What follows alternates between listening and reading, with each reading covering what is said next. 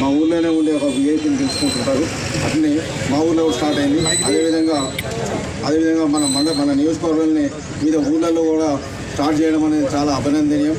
మా అంబేద్కర్ ఆశయాలందరూ మనం సాధించాలని రానున్న రోజుల్లో కూడా వాళ్ళ గురించి ఇప్పుడే మన అరుణ్ చెప్పినట్టు వారు ఏమేమి చేసిండ్రు ఈ దేశానికి కొరకు వాళ్ళ కుటుంబాన్ని త్యాగం చేసిన ఆ చరిత్ర కూడా మరుగున పడ్డది. కాబట్టి అంబేద్కర్ గారి జీవిత చరిత్రలో అది మరుగున పడ్డది కాబట్టి అది కూడా అందరు ముందుకు తీసుకెళ్ళని తెలియజేస్తూ, అంబేద్కర్ కొందరు వాడు కాదు అందరి వాళ్ళని కూడా అందరికి తెలియాలని తెలియజేస్తూ, అదేవిధంగా ఈ రాజ్యాంగం రచించేటప్పుడు అంబేద్కర్ గారు ఒకటే ఆలోచించారు, ఈ రాజ్యాంగ ఫలాలు అందరికీ మొదటి వ్యక్తి నుంచి చివరి వ్యక్తి వరకు అందాలన్నదే వారి కోరిక.